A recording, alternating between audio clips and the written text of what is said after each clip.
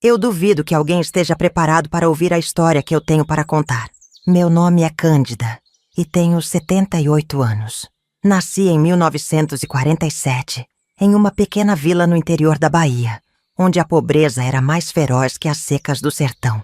Hoje, olhando para trás, vejo que minha vida foi uma batalha constante pela dignidade que me quiseram tirar desde cedo. Mas, se eu cheguei até aqui, é porque aprendi que resistir é um ato de coragem e também uma forma de sobrevivência. Sabe, minha filha, tem gente que acha que a vida é como um rio manso, que corre sem pressa até o mar. Mas a minha foi mais como o velho vaza-barris em época de cheia. Turbulenta, imprevisível e muitas vezes devastadora. Você já se perguntou como é acordar um dia e descobrir que sua vida não é mais sua? Que suas escolhas, seus sonhos, até mesmo seu corpo, passaram a pertencer a outra pessoa? Pois é, minha jovem. Foi assim que eu me senti aos 14 anos, quando meu pai me vendeu como se eu fosse uma cabeça de gado. Mas não se engane pensando que esta é uma história triste. É uma história de luta, de resistência. É a história de como uma menina do sertão aprendeu a ser forte como a caatinga, que mesmo seca, sempre renasce. Vou te contar algo que poucos sabem. Lá pelos meus 16 anos, quando eu já estava casada, se é que se pode chamar aquilo de casamento, eu costumava me esconder num cantinho do quintal, atrás do pé de um buzeiro. Ali, sozinha, eu cantarolava baixinho uma música que minha avó me ensinou. Era uma canção sobre uma passarinha que, mesmo presa na gaiola, nunca deixava de sonhar com o céu aberto. Na época, eu não entendia bem o que aquilo significava. Hoje vejo que era meu jeito de manter viva a esperança. Sabe o que é mais engraçado, minha filha? Muita gente olha pra mim hoje. Uma senhora de cabelos brancos, pele enrugada pelo sol e pelo tempo. E pensa que sou só mais uma vovó contando histórias do passado. Mal sabem eles que por trás desses olhos cansados existe uma guerreira que enfrentou o que muitos nem conseguem imaginar.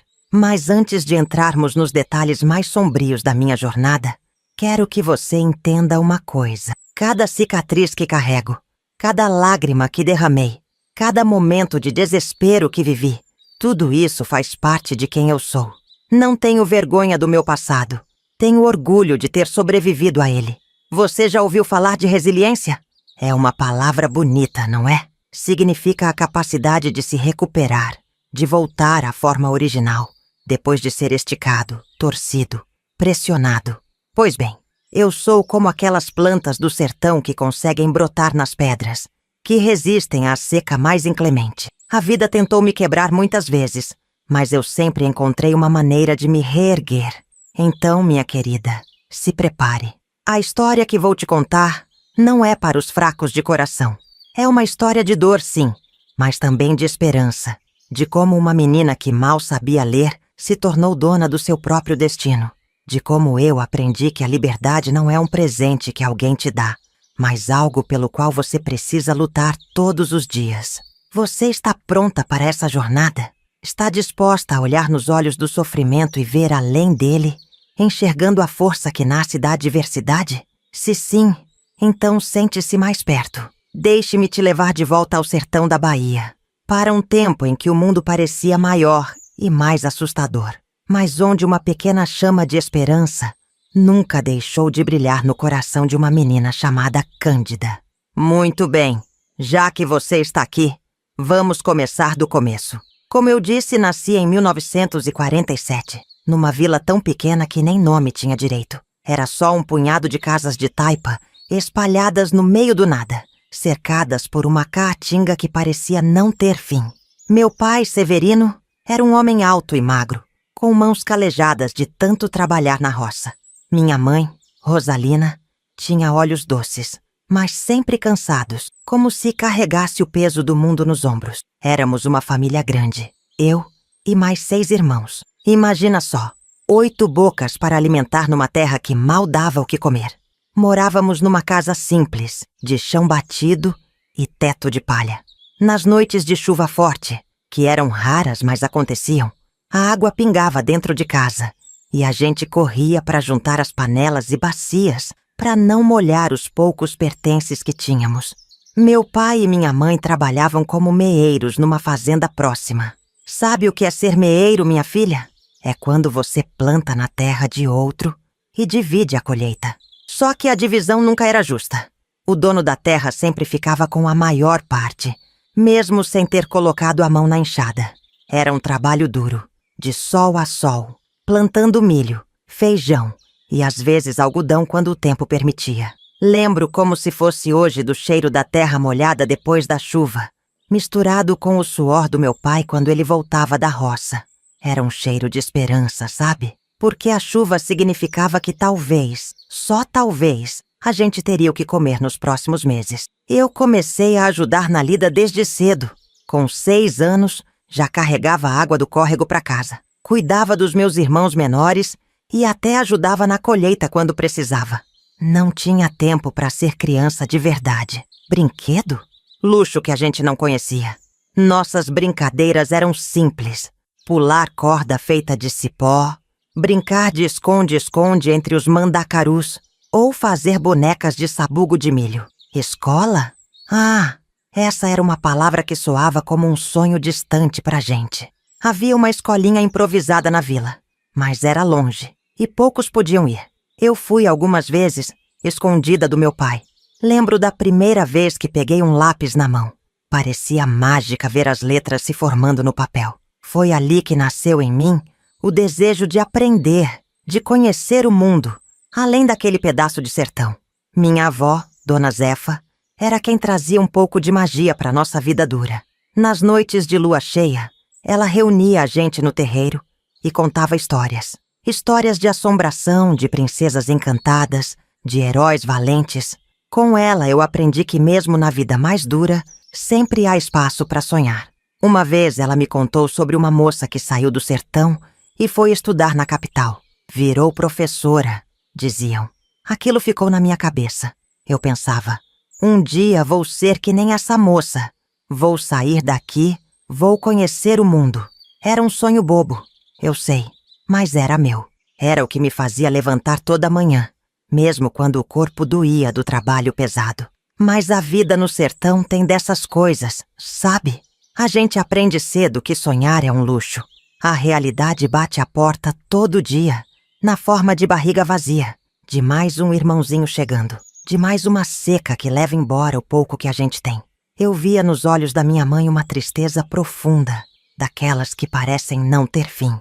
Ela raramente sorria, sempre ocupada demais tentando esticar o pouco que tínhamos para alimentar todo mundo. Às vezes, eu a pegava olhando para o horizonte com um olhar vazio, como se estivesse procurando algo que tinha perdido há muito tempo. Só anos depois eu entendi que o que ela tinha perdido era a esperança. Meu pai, por outro lado, era um homem duro. Não por maldade, entenda bem. A vida tinha ensinado ele que ser mole significava ser pisado.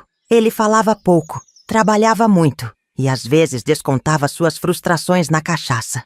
Nesses dias, a gente sabia que era melhor ficar quieto, fazer de conta que não existia. Foi nesse ambiente que eu cresci, minha filha, entre a dureza da vida no sertão e os sonhos que teimavam em brotar no meu coração, como o mandacaru, que floresce mesmo na seca mais braba. Eu não sabia então, mas cada dia naquela vida difícil estava me preparando para o que viria depois. Estava me ensinando a ser forte, a resistir, a nunca desistir. Ah, se eu soubesse o quanto eu ia precisar dessa força nos anos que estavam por vir. Mas sabe, minha filha, a vida tem um jeito engraçado de mudar tudo de repente. Às vezes, é como se o destino desse uma guinada tão brusca que a gente fica sem chão. Foi assim comigo. Eu estava prestes a fazer 14 anos quando tudo mudou. Lembro daquele dia como se fosse hoje. Era uma tarde quente de outubro. O tipo de calor que gruda na pele e faz até as galinhas procurarem sombra. Eu estava no quintal, estendendo umas roupas no varal improvisado de arame farpado, quando vi uma nuvem de poeira se aproximando pela estrada de terra. O coração deu um pulo. Visita era coisa rara lá em casa, e geralmente não trazia boa notícia. Vi um carro velho, todo empoeirado, parando em frente à nossa casa. De lá desceu um homem que eu nunca tinha visto antes. Ele era alto, corpulento, com um chapéu de couro na cabeça e botas sujas de barro. Tinha um bigode grosso que escondia parte da boca e olhos pequenos que pareciam avaliar tudo ao redor. O cheiro forte de cigarro e suor chegou até mim antes mesmo dele se aproximar. "Seu Severino, tá?" Ele perguntou com uma voz rouca, sem nem me cumprimentar direito. Corri para dentro para chamar meu pai, que estava descansando depois do almoço. Quando voltei com ele, vi algo nos olhos do meu pai que nunca tinha visto antes. Era um misto de medo e esperança. Não sei bem explicar.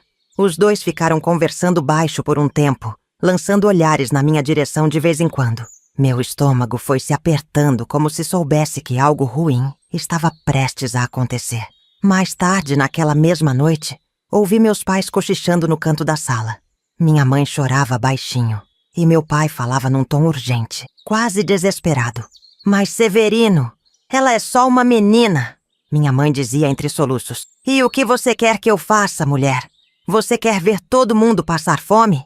Quer ver os meninos morrendo de barriga vazia?" Meu pai respondeu, a voz trêmula de raiva ou de tristeza. Não sei dizer. Naquela noite não consegui dormir. Ficava repassando na cabeça a conversa que tinha ouvido, tentando entender o que estava acontecendo. Algo dentro de mim sabia que minha vida estava prestes a mudar, e não para melhor. Na manhã seguinte, meu pai me chamou para conversar. Foi a primeira vez que vi aquele homem forte, que enfrentava o sol escaldante todo dia na roça, parecer pequeno e derrotado.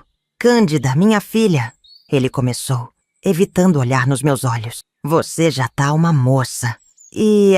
Bem, chegou a hora de você ajudar a família." Meu coração disparou. Eu sabia que não era sobre trabalhar mais na roça ou cuidar melhor dos meus irmãos. Era algo pior, muito pior. Aquele homem que veio ontem, o seu Arlindo, ele quer se casar com você. As palavras caíram como pedras no meu estômago. Casar? Eu? Com aquele homem que parecia ter idade para ser meu avô? "Mas, pai", comecei a dizer, as lágrimas já escorrendo pelo meu rosto. "Não tem mais, menina", ele gritou, batendo o punho na mesa. Depois, mais calmo, continuou. "Você acha que eu queria isso? Mas é nossa chance. Ele vai nos dar um bom dinheiro. Vai ajudar a gente a sair dessa miséria." Naquele momento entendi que para meu pai, para minha família, eu não era mais que uma mercadoria. Algo que podia ser trocado por um punhado de notas, por um pouco de comida na mesa, por uma promessa de dias melhores. Os dias que se seguiram foram um borrão de lágrimas e desespero. Minha mãe tentava me consolar, dizendo que era o jeito das coisas, que muitas meninas se casavam cedo assim. Minhas irmãs mais novas me olhavam com uma mistura de pena e medo, sabendo que um dia poderia ser a vez delas. E então, num domingo de manhã, vi o carro empoeirado de seu Arlindo chegando de novo. Meu coração gelou. Era o dia em que minha infância, meus sonhos, minha liberdade seriam arrancados de mim. Vestida com o único vestido bom que eu tinha, um presente de minha avó que ela tinha guardado para uma ocasião especial, me vi sendo levada para longe de tudo que eu conhecia. As lágrimas embaçavam minha visão, enquanto eu via minha casa, minha família, minha vida ficando para trás, numa nuvem de poeira vermelha. Naquele momento, sentada ao lado daquele homem que cheirava a cigarro e que mal olhava para mim, eu senti algo nascer dentro de mim. Não era só medo ou tristeza. Era uma determinação feroz, uma promessa silenciosa que fiz a mim mesma. "Isso não vai me quebrar", pensei. "Um dia eu vou ser livre de novo." Mal sabia eu que essa promessa seria o que me manteria viva nos anos difíceis que estavam por vir. Que seria o fio de esperança ao qual eu me agarraria nos momentos mais escuros. Que seria o começo de uma luta que duraria anos, mas que, no final, me faria mais forte do que eu jamais imaginei ser possível. O dia em que cheguei à fazenda de Arlindo foi o dia em que minha infância terminou de vez. Era um lugar grande, isolado, cercado por plantações de cana, que pareciam se estender até o horizonte. A casa grande, como chamavam, era imponente, com suas paredes brancas e janelas azuis. Mas, para mim, parecia mais uma prisão do que um lar. Mal tinha posto os pés na varanda quando Arlindo me agarrou pelo braço, seus dedos grossos deixando marcas na minha pele. "Agora você é minha mulher, entendeu?" Ele rosnou, seu hálito quente de cachaça fazendo meu estômago revirar. E vai fazer o que eu mandar. Naquela primeira noite, chorei até não ter mais lágrimas. Chorei pela minha infância perdida, pelos sonhos que eu tinha e que agora pareciam impossíveis. Chorei de medo, de raiva, de desespero, mas, no fundo do meu coração, uma chama teimosa de esperança se recusava a se apagar. Os dias que se seguiram foram um pesadelo. Arlindo esperava que eu fosse uma esposa de verdade, mesmo sendo só uma menina. Eu mal sabia cozinhar direito, quanto mais cuidar de uma casa inteira. E as noites... as noites eram o pior. Eu tremia só de ouvir os passos dele se aproximando do quarto. Tinha dias que eu mal conseguia levantar da cama. Mas não tinha escolha. Tinha que cuidar da casa, fazer as coisas que Arlindo exigia. Se não fizesse, o castigo era certo. Às vezes era um tapa. Outras vezes, ele me trancava no quarto sem comida. Houve dias em que fui obrigada a dormir no celeiro, junto com os animais. Mas sabe, minha filha, a gente descobre uma força que nem sabia que tinha quando é posta à prova. Eu comecei a observar, a aprender. Aprendi a cozinhar olhando as empregadas mais velhas. Aprendi a limpar a casa, a cuidar da roupa. Não porque eu queria agradar Arlindo, mas porque eu sabia que quanto melhor eu fizesse as coisas, menos ele implicaria comigo. Foi nessa época que conheci Dona Josefa, uma senhora que trabalhava na cozinha. Ela tinha olhos bondosos e mãos calejadas de tanto trabalhar. Foi a primeira pessoa naquele lugar que me tratou com gentileza. Menina, ela me disse um dia, enquanto me ensinava a fazer um bolo. A vida é dura, mas você é mais forte. Não deixa essa situação te quebrar. Aquelas palavras ficaram gravadas no meu coração. Nos dias ruins, eu as repetia para mim mesma como um mantra. Com o tempo, fui conhecendo os outros trabalhadores da fazenda. Muitos deles viviam em condições tão ruins quanto as minhas, presos por dívidas que nunca conseguiam pagar. Percebi que não estava sozinha no meu sofrimento. E isso, de alguma forma estranha, me deu força. Um dia, uns 6 meses depois que cheguei à fazenda, ouvi Arlindo comentando sobre uma feira que ia acontecer na cidade. Ele planejava ir e ficar fora por alguns dias. Meu coração disparou. Era minha chance de fugir. Passei dias planejando em segredo. Juntei um pouco de comida, escondi algumas moedas que consegui pegar sem que ninguém visse. Na noite antes da partida de Arlindo, mal consegui dormir de tanta ansiedade. Quando finalmente ouvi o carro dele se afastando na manhã seguinte, saí correndo. Corri como nunca tinha corrido na vida. Meus pés descalços machucando nas pedras do caminho, meu coração batendo tão forte que parecia que ia explodir. Consegui chegar até a estrada principal, exausta e ofegante. Foi então que ouvi o barulho de um carro se aproximando. Por um momento pensei que era Arlindo que tinha voltado. O medo me paralisou. Mas não era ele. Era um caminhão velho, carregado de melancias. O motorista, um senhor de cabelos grisalhos, parou ao me ver. "Tá tudo bem, menina?" Ele perguntou preocupado. Eu abri a boca para responder, mas as palavras não saíam. Em vez disso, comecei a chorar. Chorei como não chorava há meses, deixando sair toda a dor e o medo que tinha guardado dentro de mim. O motorista, seu João, como vim a saber depois, me deixou chorar. Quando finalmente me acalmei, ele me ofereceu uma carona até a cidade. Eu aceitei, grata por aquele ato de bondade de um estranho. No caminho, contei um pouco da minha história para seu João. Ele me ouviu em silêncio, balançando a cabeça tristemente. "Minha filha", ele disse quando terminei, "o que fizeram com você é um crime. Você precisa de ajuda." Chegando na cidade, seu João me levou até a casa de sua irmã, Dona Conceição. Era uma mulher forte, de rosto marcado pelo sol e olhar determinado. Ela me acolheu sem fazer perguntas. Me deu comida e roupas limpas. Foi lá, naquela casa simples, mas cheia de calor humano, que eu comecei a entender o que significava ser livre de verdade. Mas a liberdade, como eu logo aprenderia, vem com seu próprio conjunto de desafios. E minha luta estava longe de terminar. Os primeiros dias na casa de Dona Conceição foram como um sonho. Pela primeira vez em meses, eu podia dormir sem medo, comer sem ter que implorar e até sorrir sem me preocupar com as consequências. Mas a realidade não demorou a bater a porta. Uma semana depois da minha chegada, seu João apareceu com uma expressão preocupada no rosto. Cândida, minha filha, ele disse, sentando-se à mesa da cozinha. Temos um problema. Parece que seu marido, ele hesitou na palavra, está te procurando e não está nada feliz. Meu sangue gelou. A ideia de voltar para Arlindo me causava um terror que eu nunca tinha sentido antes. Comecei a tremer, as lágrimas brotando nos meus olhos. Foi então que Dona Conceição entrou na cozinha, seu olhar determinado como sempre. Não se preocupe, menina, ela disse, colocando a mão no meu ombro. Nós vamos te proteger, mas você precisa ser forte agora. Nos dias que se seguiram, vivemos num estado de alerta constante. Eu mal saía de casa, com medo de ser reconhecida. À noite, o menor barulho me fazia acordar em pânico. Foi nessa época que conheci Antônio, o filho mais novo de Dona Conceição. Ele era alguns anos mais velho que eu. Um rapaz magro e de olhar gentil que estudava para ser professor. Antônio começou a me ensinar a ler e escrever direito, aproveitando as longas horas que eu passava trancada em casa. Conhecimento é poder, Cândida, ele me dizia sempre. Ninguém pode tirar isso de você. Aos poucos, fui me apaixonando não só pelas letras, mas também pelo jeito doce e paciente de Antônio. Era um sentimento novo para mim, tão diferente do medo e da repulsa que sentia por Arlindo. Mas eu sabia que não podia me dar ao luxo de sonhar com um amor assim.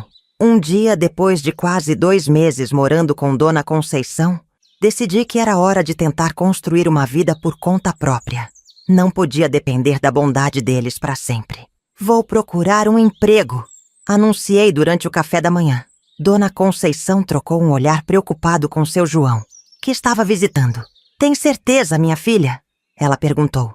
Ainda é perigoso. Mas eu estava determinada. No dia seguinte saí cedo, o coração batendo forte de medo e expectativa. Passei o dia inteiro andando pela cidade, batendo de porta em porta. Algumas pessoas nem me deixavam terminar de falar antes de dizer não. Outras me olhavam com desconfiança quando eu não sabia escrever meu nome direito nos formulários. Voltei para casa exausta e desanimada. Antônio estava me esperando na varanda. Não desanima, ele disse, me abraçando. Amanhã é outro dia. E assim foi por semanas. Eu saía todos os dias, determinada a encontrar um trabalho. Qualquer trabalho. Houve dias em que voltava tão cansada que mal conseguia comer antes de cair na cama. Finalmente consegui um emprego como ajudante numa pequena padaria. O dono, seu Manuel, era um homem sério, mas justo. Ele me ensinou a fazer pão, a atender os clientes, a cuidar do caixa. Por um tempo, achei que as coisas finalmente estavam melhorando. Eu tinha um trabalho, estava aprendendo a ler e escrever com Antônio, e até começava a fazer planos para o futuro. Mas a vida tem um jeito de nos surpreender quando menos esperamos. Uma tarde, enquanto eu estava sozinha na padaria, a porta se abriu. Meu coração parou quando vi quem era. Arlindo. Ele parecia mais velho, mais magro, mas seus olhos tinham o mesmo brilho cruel de sempre. Então é aqui que você se escondeu, sua vagabunda, ele rosnou, avançando para mim. Eu congelei de medo. Todos os meses de progresso, toda a coragem que eu tinha juntado, tudo pareceu desaparecer naquele instante. Arlindo me agarrou pelo braço, me arrastando para fora da padaria. Eu gritei, tentei me soltar, mas ele era muito mais forte. Você é minha mulher, ele gritava, me sacudindo. Vai voltar para casa comigo, nem que seja à força. Foi então que ouvi uma voz familiar. Solte ela agora! Era Antônio. Ele estava parado ali, os punhos cerrados, o rosto vermelho de raiva. Arlindo riu, um som cruel que me fez tremer. E quem é você para me dar ordens, moleque? O que aconteceu em seguida foi tão rápido que mal pude acompanhar. Antônio avançou para Arlindo. Os dois começaram a brigar. Havia gritos, sangue. Pessoas começaram a se juntar ao redor. Alguns tentando separar a briga, outros apenas assistindo. Quando a poeira baixou, Arlindo estava no chão, sangrando. Antônio estava de pé, ofegante, o punho machucado. Vá embora, ele disse para Arlindo, a voz tremendo de raiva. Se encostar nela de novo, eu juro que te mato. Arlindo se levantou com dificuldade, cuspindo sangue. Isso não acabou, ele murmurou antes de ir embora cambaleando. Naquela noite, sentada na varanda da casa de Dona Conceição, com Antônio ao meu lado segurando minha mão, eu chorei. Chorei de medo, de alívio, de gratidão. O que vamos fazer agora? Perguntei entre soluços. Antônio apertou minha mão. Vamos enfrentar isso juntos, ele disse. Eu prometo. Eu sabia que a luta não tinha acabado, que Arlindo não desistiria facilmente, que ainda havia um longo caminho pela frente. Mas pela primeira vez em muito tempo, eu senti esperança. Verdadeira esperança. E foi com essa esperança no coração que eu me preparei para o próximo capítulo da minha vida.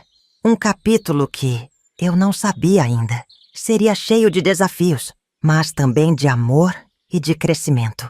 Os dias que se seguiram ao confronto com Arlindo foram tensos. Eu vivia com medo de que ele pudesse aparecer a qualquer momento, destruir tudo que eu tinha construído com tanto esforço. Perdi o emprego na padaria. Seu Manuel disse que não podia arriscar mais confusão no seu estabelecimento. Eu entendia, mas isso não tornava as coisas mais fáceis. Foi nessa época que Antônio teve uma ideia que mudaria nossas vidas. Cândida, ele me disse uma noite enquanto estávamos sentados na varanda. E se a gente fosse embora daqui?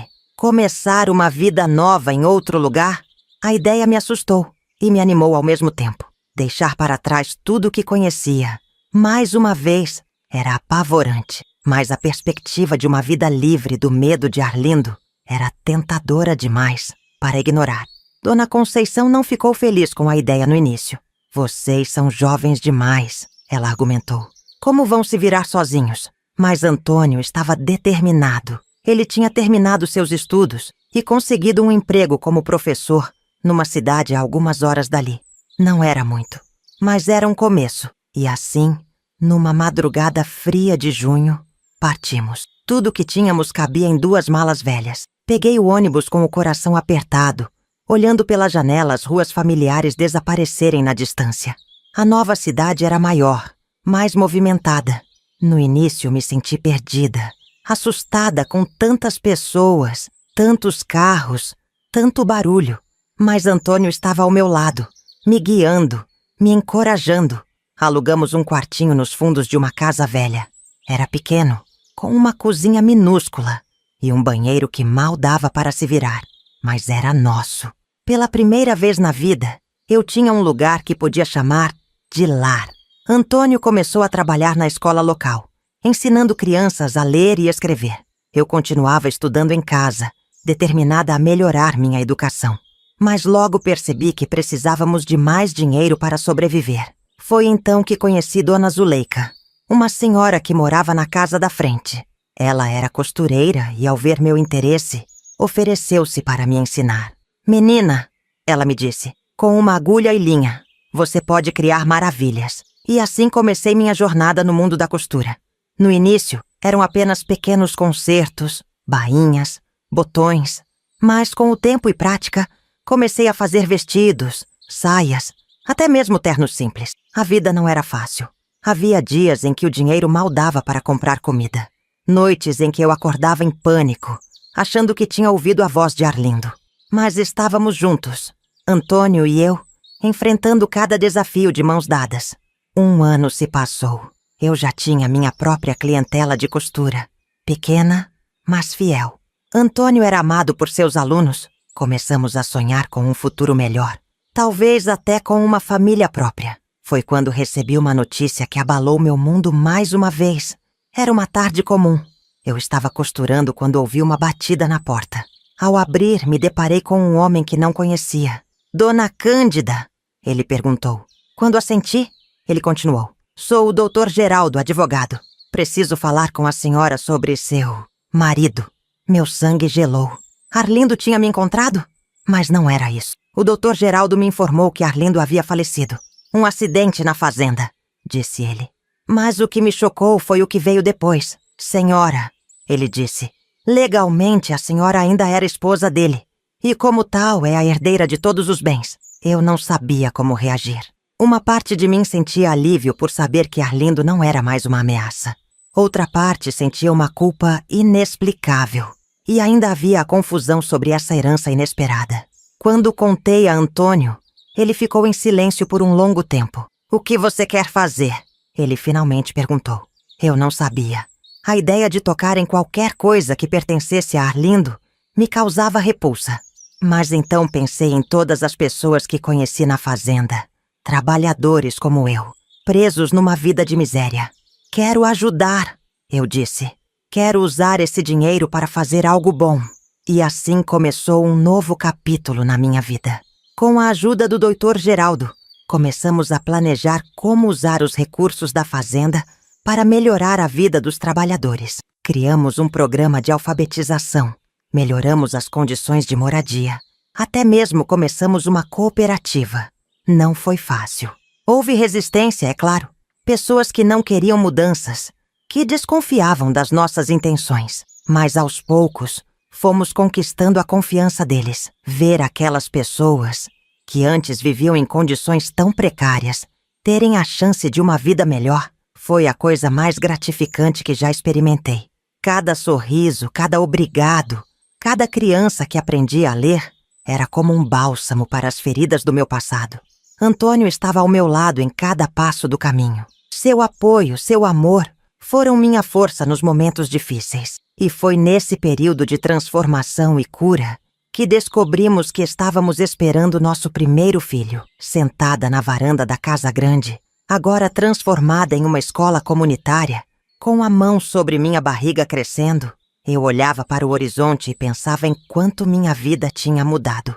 De menina vendida em casamento a uma mulher capaz de fazer a diferença na vida de tantos. Eu tinha aprendido que a vida raramente é fácil, que o caminho para a felicidade muitas vezes é cheio de obstáculos, mas também aprendi que com coragem, determinação e amor podemos superar qualquer desafio e que às vezes, das experiências mais dolorosas, nascem as oportunidades mais belas de fazer o bem. Os meses passaram e com eles veio uma nova rotina. Minha barriga crescia junto com nossos sonhos e planos para o futuro. Antônio e eu nos casamos numa cerimônia simples, cercados pelos trabalhadores da fazenda que agora considerávamos família. Foi um dia de alegria pura, algo que eu nunca imaginei que viveria. Mas a vida tem um jeito de nos lembrar que nada é permanente, que a luta nunca realmente termina. Estava no 7º mês de gravidez quando as primeiras nuvens escuras apareceram no horizonte. Começou com cochichos, olhares desconfiados quando eu passava. Depois, vieram as ameaças veladas. "Cuidado, dona Cândida", me disse Maria, uma das trabalhadoras mais antigas da fazenda numa tarde. "Tem gente que não tá gostando das mudanças por aqui." No início, tentei ignorar. Achei que era apenas resistência natural à mudança. Mas as coisas começaram a piorar. Uma noite, voltando de uma reunião da cooperativa, encontramos nosso carro com os pneus furados. Outra vez, uma pedra foi atirada pela janela da escola durante a aula de alfabetização de adultos. Antônio estava preocupado. "Talvez devêssemos chamar a polícia", ele sugeriu. Mas eu sabia que não adiantaria. Naquela região, a lei ainda era ditada pelos poderosos. Foi quando recebemos uma visita inesperada. Dr. Geraldo apareceu numa tarde chuvosa, o rosto grave. "Dona Cândida, seu Antônio!" Ele começou sentando-se pesadamente na cadeira da cozinha. "Temos um problema sério." Ele nos contou que um grupo de fazendeiros da região estava contestando a herança. Alegavam que eu, sendo menor de idade na época do casamento, não tinha direito legal à propriedade. "Eles estão movendo céus e terra para tirar vocês daqui", Dr. Geraldo explicou. "E, infelizmente, tem conexões poderosas. Senti como se o chão tivesse sido arrancado debaixo dos meus pés. Tudo que tínhamos construído, todos os sonhos e planos, estavam ameaçados. "O que podemos fazer?" Antônio perguntou, sua voz tremendo ligeiramente. Dr. Geraldo suspirou. "Vamos lutar, claro, mas vai ser difícil, muito difícil." Nos dias que se seguiram, vivemos num estado de ansiedade constante. Cada barulho à noite me fazia pular da cama. Cada carro desconhecido na estrada me enchia de medo. Os trabalhadores, sentindo a tensão, começaram a ficar inquietos. Alguns até falavam em voltar para os antigos patrões, temendo represálias. "Não podemos desistir agora", eu dizia nas reuniões. minha voz mais firme do que eu realmente me sentia. Tudo que conquistamos, conquistamos juntos. E juntos vamos defender. Mas a pressão continuava aumentando. Uma noite, voltando de uma visita à cidade, encontramos a entrada da fazenda bloqueada por homens armados. Essa terra tem dono! Um deles gritou, apontando uma espingarda para nosso carro. E não são vocês! Foi por pouco que conseguimos dar meia volta e escapar. Naquela noite, deitada na cama, sentindo meu bebê se mexer, chorei de medo e frustração. Talvez devêssemos ir embora, Antônio sugeriu, me abraçando. Começar de novo em outro lugar. Parte de mim queria concordar. Fugir, deixar tudo para trás parecia tão tentador. Mas então pensei em todas as pessoas que dependiam de nós, que tinham apostado suas esperanças no que estávamos construindo. Não, eu disse enxugando as lágrimas. Não podemos abandoná-los. Não agora. Foi nessa época que conhecemos Joaquim, um jovem advogado recém-formado, cheio de ideais e vontade de fazer a diferença. Ele ouviu nossa história e se ofereceu para nos ajudar pro bono. O que vocês estão fazendo aqui é importante demais para ser destruído. Ele nos disse, vamos lutar com tudo que temos. E assim começou uma batalha legal, que se arrastaria por meses. Joaquim vasculhou arquivos, entrevistou pessoas, buscou cada brecha legal que pudesse nos ajudar. Enquanto isso, a tensão na fazenda continuava crescendo. Houve noites em que tivemos que evacuar as famílias das casas, temendo ataques. Dias em que o medo era tão palpável que parecia sufocante. Meu filho nasceu no meio desse turbilhão. Um menino forte e saudável que chamamos de Miguel, em homenagem ao pai de Antônio. Segurando aquele pequenininho nos braços, senti uma determinação renovada. Não estava mais lutando apenas por mim, ou pelos trabalhadores. Estava lutando pelo futuro do meu filho. A situação chegou ao ápice numa noite de setembro. Estávamos todos reunidos no galpão da cooperativa, discutindo nossos próximos passos, quando ouvimos o som de motores se aproximando. Pela janela, vimos uma fila de caminhonetes chegando, faróis altos cortando a escuridão. Homens armados começaram a descer dos veículos. Eles vieram nos expulsar! Alguém gritou. O pânico começou a se espalhar. Antônio se levantou, o rosto pálido, mas determinado. Vamos conversar com eles. Tentar resolver isso pacificamente. Eu sabia que era arriscado, talvez até perigoso, mas também sabia que não tínhamos escolha. Era hora de enfrentar nossos medos de frente. Com Miguel seguro nos braços e Antônio ao meu lado, caminhei para fora do galpão. O coração batia tão forte que achei que fosse sair pela boca, mas continuei andando. À medida que nos aproximávamos dos homens armados, pude ver seus rostos à luz dos faróis. Reconheci alguns, fazendeiros da região, capangas conhecidos por sua brutalidade. Foi nesse momento, parada ali entre minha família e aqueles que queriam nos destruir, que percebi. Este era o momento decisivo. O que acontecesse nos próximos minutos determinaria não apenas nosso futuro, mas o futuro de todos que confiaram em nós. Respirei fundo, apertei Miguel contra o peito e dei mais um passo à frente. Era hora de lutar, uma última vez, por tudo que acreditávamos. O ar estava pesado, carregado de tensão. Podia-se ouvir o zumbido dos insetos noturnos e o ocasional mugido de uma vaca ao longe. Mas fora isso, um silêncio mortal tinha se instalado. Os faróis das caminhonetes iluminavam a cena como holofotes, criando sombras longas e ameaçadoras. Dei mais um passo à frente. Miguel aninhado firmemente em meus braços. Senti Antônio ao meu lado, sua presença uma fonte de força e coragem. Atrás de nós, os trabalhadores da fazenda se aglomeravam na entrada do galpão. Seus rostos, uma mistura de medo e determinação. Quem é o responsável aqui? Uma voz grossa e autoritária cortou o silêncio. Um homem alto e corpulento se adiantou. Reconheci-o imediatamente. Era Coronel Jeremias, o fazendeiro mais poderoso da região. Seus olhos, frios como aço, se fixaram em mim. Engoli em seco, sentindo o peso daquele olhar. Mas algo dentro de mim se recusava a se intimidar.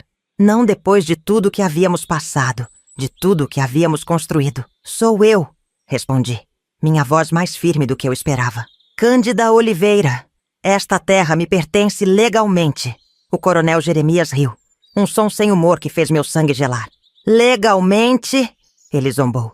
Uma menina que mal saiu das fraldas acha que pode ser dona de terra? Isso aqui não é lugar para brincar de fazendinha, não. Senti Antônio tensionar ao meu lado, pronto para me defender. Mas coloquei uma mão em seu braço, silenciosamente pedindo que me deixasse falar.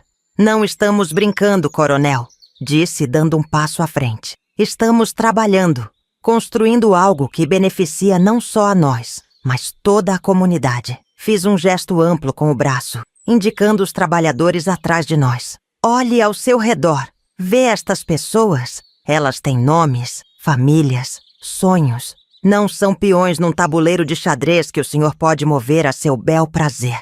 O coronel Jeremias franziu o senho, claramente não esperando tal resistência. Escute aqui, mocinha, ele começou, mas o interrompi.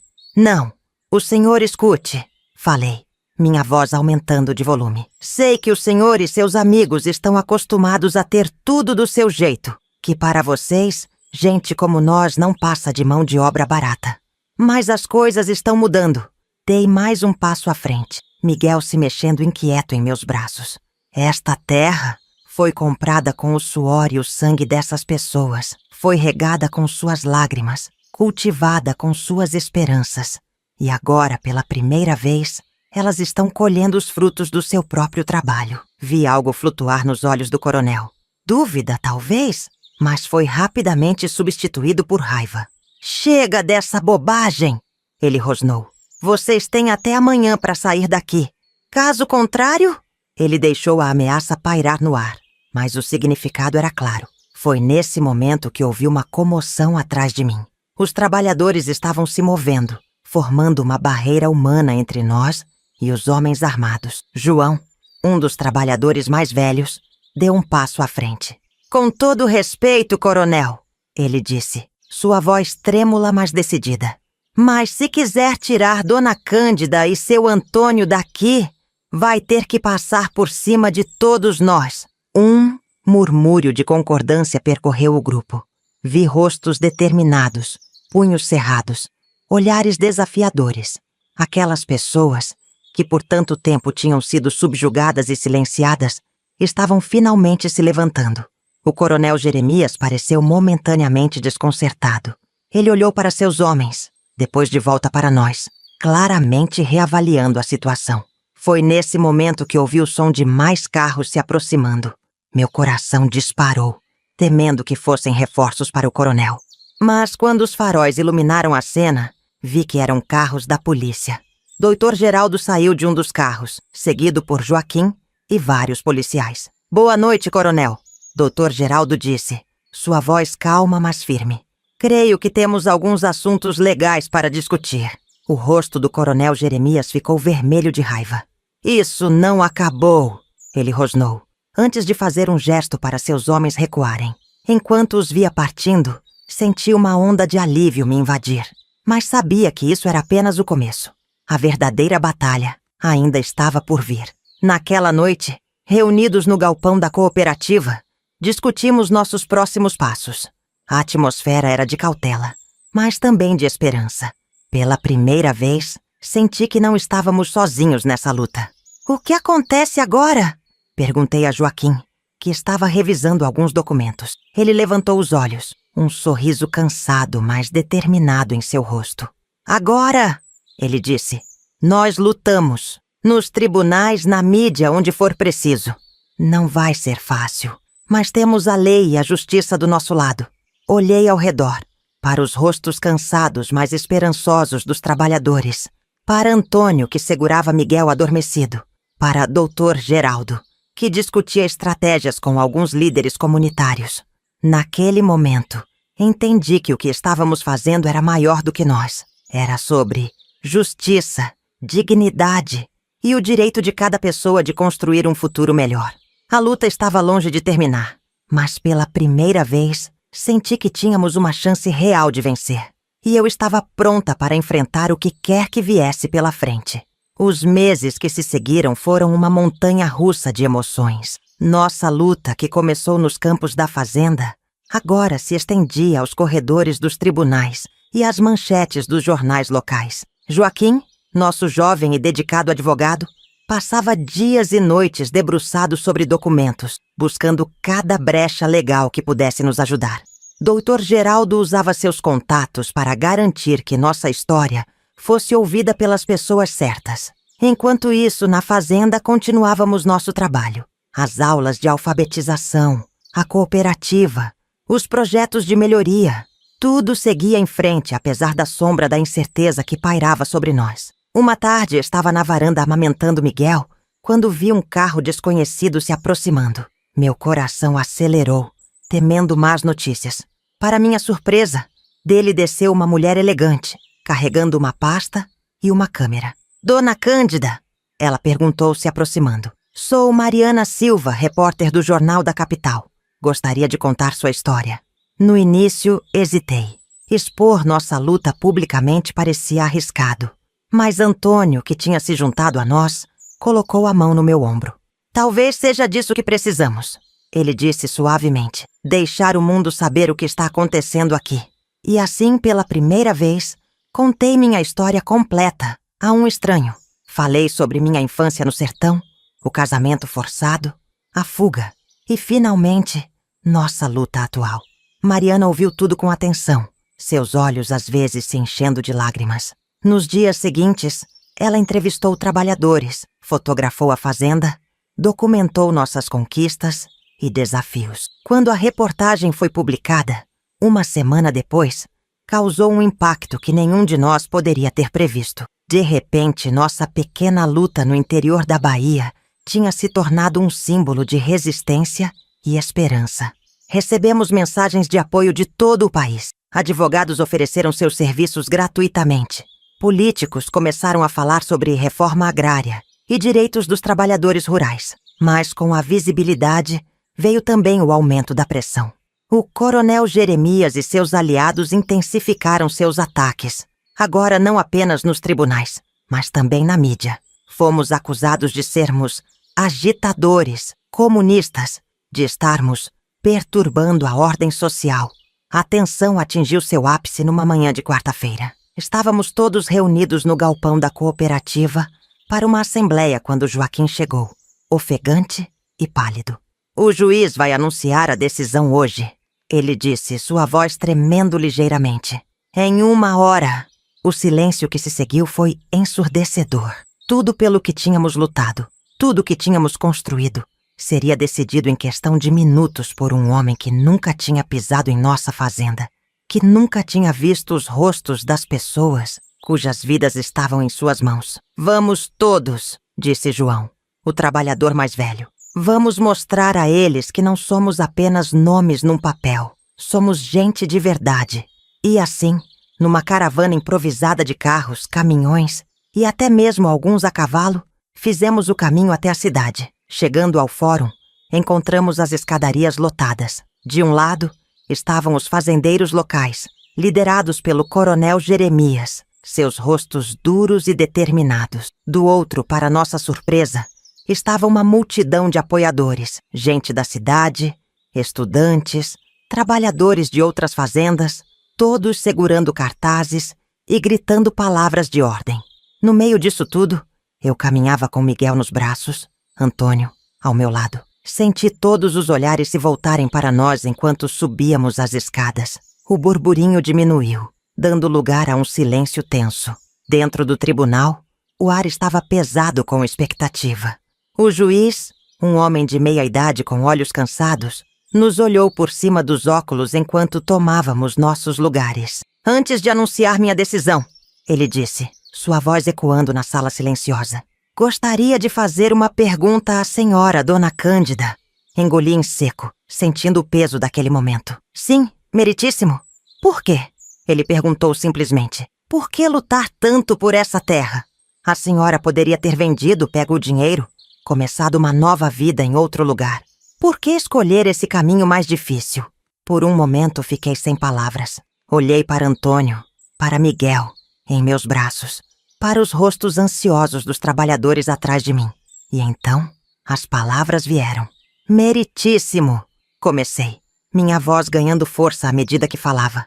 Essa terra não é apenas um pedaço de chão para nós. É o lugar onde plantamos nossos sonhos, onde colhemos nossas esperanças.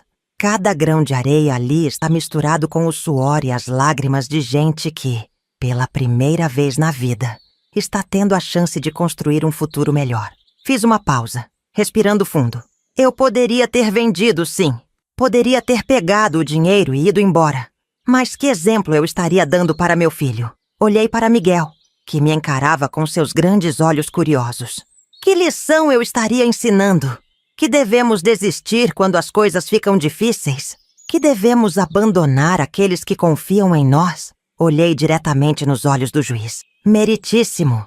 Eu escolhi lutar não apenas por mim, mas por cada pessoa que acreditou que podíamos criar algo melhor juntos. Escolhi lutar porque acredito que a justiça não é apenas uma palavra bonita nos livros de direito, mas algo que deve ser vivido, dia após dia, nas nossas ações e escolhas. O silêncio que se seguiu foi profundo. Vi lágrimas nos olhos de alguns dos presentes. Até mesmo o coronel Jeremias parecia abalado.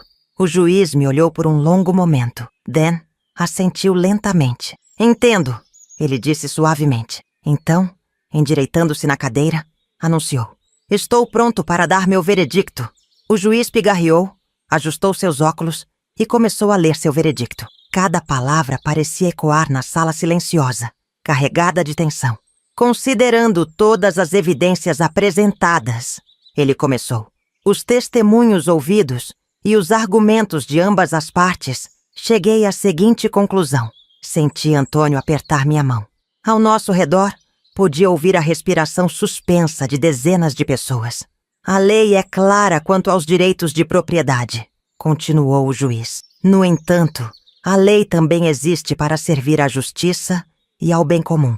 Ele fez uma pausa, olhando diretamente para mim e depois para o coronel Jeremias. Neste caso, vejo uma comunidade que transformou uma propriedade abandonada em um centro produtivo e de desenvolvimento social. Vejo trabalhadores que pela primeira vez têm acesso à educação e a condições dignas de vida. Meu coração começou a bater mais rápido. Seria possível?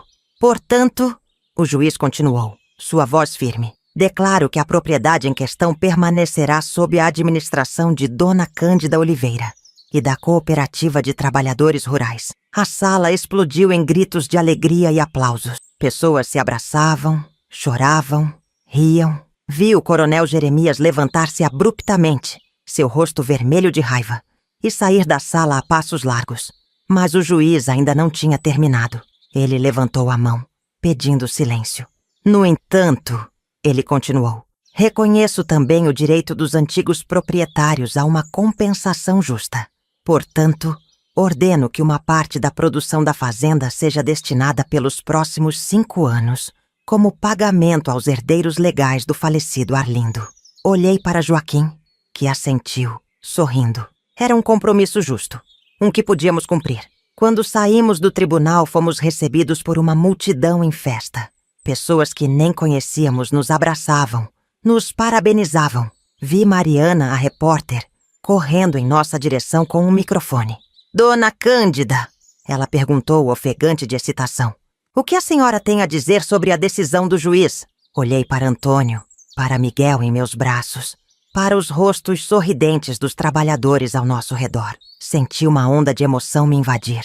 Hoje, comecei, minha voz embargada. A justiça provou que é possível, que os sonhos dos pequenos podem vencer o poder dos grandes. Mas nossa luta não termina aqui. Na verdade, ela apenas começa. Nos dias que se seguiram, nossa vitória repercutiu muito além dos limites da fazenda. Jornais de todo o país noticiaram o caso. Políticos começaram a falar em usar nosso modelo de cooperativa como exemplo para uma reforma agrária mais justa. Mas nem tudo eram flores. O coronel Jeremias e seus aliados não aceitaram a derrota de bom grado. Começaram a circular rumores de que estaríamos planejando invadir outras fazendas, de que éramos uma ameaça à ordem estabelecida. Uma semana após o veredicto, acordamos com o som de tratores, corremos para os limites da propriedade e vimos uma cena que gelou nosso sangue. Homens armados escoltando máquinas que começavam a derrubar nossa cerca. "Isso aqui é terra de ninguém agora!" gritou um dos capangas do coronel. "Vamos ver quanto tempo vocês aguentam!" Foi um momento de pânico. Alguns dos trabalhadores queriam reagir à força, pegar suas ferramentas e expulsar os invasores. Outros falavam em fugir, abandonar tudo. Mas então algo incrível aconteceu. Do nada começaram a chegar carros, motos, até mesmo gente a pé. Eram pessoas da cidade, estudantes, trabalhadores de outras fazendas. Tinham ouvido sobre a invasão e vieram nos ajudar. Em questão de horas, centenas de pessoas formavam uma barreira humana ao longo de nossa cerca. Cantavam, gritavam palavras de ordem, impedindo fisicamente o avanço das máquinas. A polícia chegou logo depois, chamada por Joaquim. O delegado, vendo a situação, ordenou que os invasores se retirassem. "Tem uma decisão judicial aqui", ele disse ao capataz do coronel. "Se vocês continuarem, vou ter que prender todo mundo." Vendo-se superados em número e sem o apoio que esperavam das autoridades, os homens do coronel não tiveram escolha, senão recuar. Aquela noite, fizemos uma grande celebração no terreiro da fazenda. Havia comida, música, dança. Pela primeira vez em muito tempo, senti que podíamos realmente relaxar e aproveitar nossa vitória. Em um momento quieto, sentada na varanda com Miguel adormecido em meus braços, Antônio se juntou a mim. "No que você está pensando?" ele perguntou suavemente. Olhei para o céu estrelado, depois para as luzes da festa no terreiro. "Estou pensando em como chegamos até aqui", respondi. "Em todas as pessoas que nos ajudaram, que acreditaram em nós." Antônio assentiu, seguindo meu olhar. "Sabe", ele disse após um momento, "quando te conheci, achei que estava salvando você. Mas a verdade é que você salvou a todos nós." Senti lágrimas nos olhos, mas eram lágrimas de alegria, de gratidão. "Não fui eu", disse balançando a cabeça. "Fomos todos nós, juntos." Naquela noite deitada na cama, refleti sobre a jornada que nos trouxe até ali. Das dores do passado ao incerto, mas esperançoso futuro. Sabia que ainda teríamos muitos desafios pela frente, que nossa luta estava longe de terminar. Mas também sabia que não estávamos mais sozinhos, que tínhamos construído algo maior que nós mesmos, uma comunidade unida por laços de solidariedade e esperança. E com esse pensamento reconfortante, adormeci, sonhando com os dias que viriam. Hoje, aos 78 anos, sentada na varanda da mesma casa onde vivi tantas batalhas e vitórias, olho para trás e vejo uma vida que parece quase inacreditável. O vento suave do entardecer traz o cheiro da terra úmida e o som distante de crianças brincando. É um lembrete constante de quanto as coisas mudaram, de quanto nós mudamos. 35 anos se passaram desde aquela noite de celebração, desde o dia em que ganhamos o direito de ficar em nossa terra. 35 anos de trabalho duro, de alegrias e tristezas, de conquistas e desafios. E cada dia desses anos me ensinou algo novo, algo precioso. Aprendi que a mudança, verdadeira e duradoura, não acontece da noite para o dia. É um processo lento, às vezes doloroso, que exige paciência e perseverança. Nos primeiros anos após a decisão do juiz, enfrentamos resistência de todos os lados. Alguns fazendeiros vizinhos nos viam como uma ameaça, temendo que seus próprios trabalhadores exigissem mudanças semelhantes. Outros duvidavam de nossa capacidade de administrar a fazenda de forma eficiente.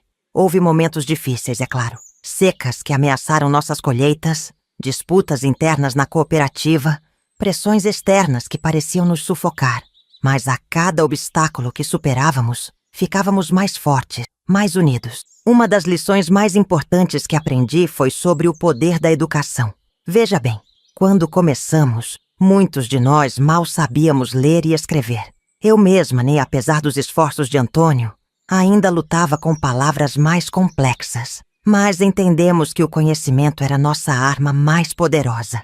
Expandimos nossa pequena escola, trouxemos professores da cidade, organizamos oficinas e cursos. Vi homens e mulheres que nunca tinham segurado um lápis aprenderem a ler, a fazer contas, a entender seus direitos. Vi jovens que antes não tinham perspectiva alguma irem para a universidade, voltando como agrônomos, veterinários, advogados. Miguel, meu filho, cresceu nesse ambiente. Desde pequeno, ele absorveu os valores de comunidade e solidariedade que tentávamos cultivar. Hoje, formado em Direito, ele trabalha incansavelmente para defender os direitos de comunidades rurais em todo o país. Quando o vejo falando em conferências ou nos tribunais, sinto um misto de orgulho e espanto. Como é possível que aquele bebê que eu segurava nos braços durante nossas lutas mais difíceis tenha se tornado esse homem forte e compassivo? Antônio, meu companheiro de todas as horas, se foi há 5 anos. Sua partida deixou um vazio que nada pode preencher completamente. Mas quando olho ao redor, vejo seu legado em cada canto desta fazenda, em cada sorriso das crianças que estudam na escola que ele ajudou a construir, em cada colheita abundante que nossa terra produz.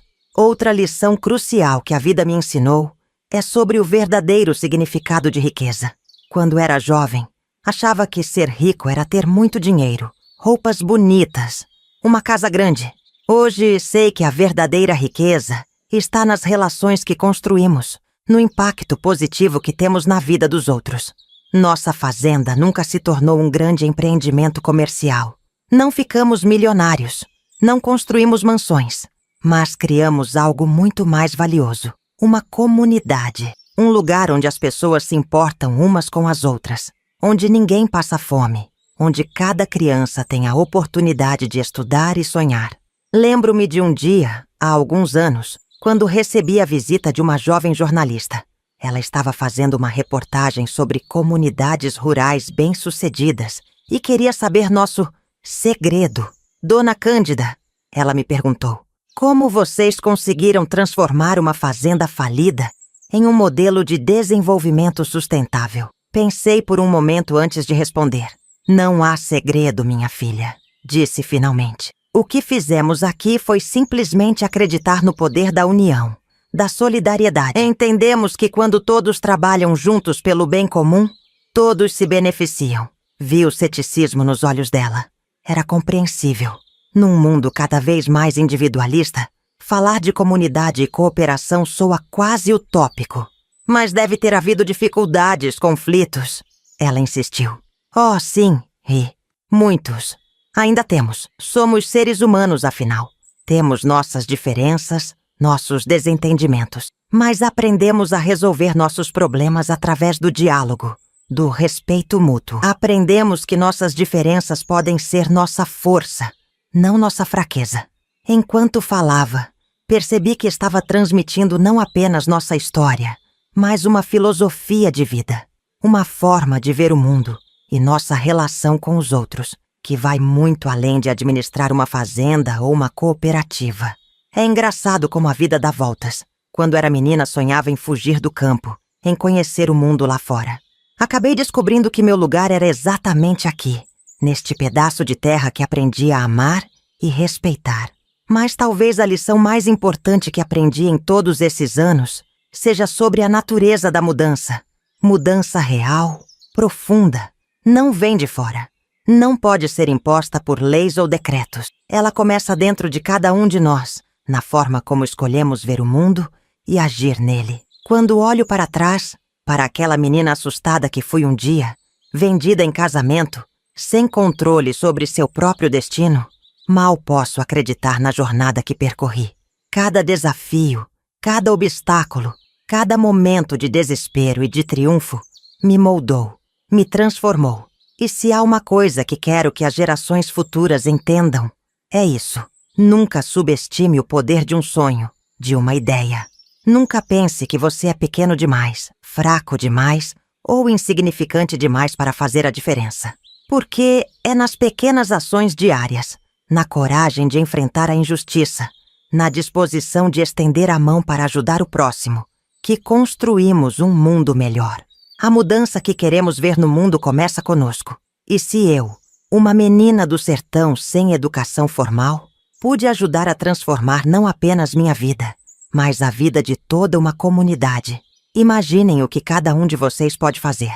Às vezes, quando o sol começa a se pôr e o céu se tinge de tons de laranja e rosa, eu me sento aqui nesta varanda e fecho os olhos. Por um momento sou transportada de volta no tempo. Posso ouvir o riso das crianças brincando no terreiro, o som dos tratores voltando dos campos, o murmúrio das conversas ao redor da fogueira nas noites de São João.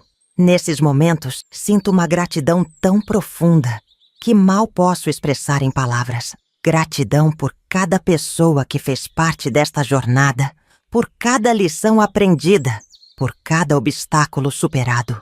Sabe, minha jovem, quando você chega à minha idade, começa a pensar muito sobre o legado que vai deixar. Não falo de dinheiro ou propriedades, falo do impacto que nossa vida teve no mundo, nas pessoas ao nosso redor. Olho para nossa comunidade hoje e vejo os frutos de décadas de trabalho duro e dedicação.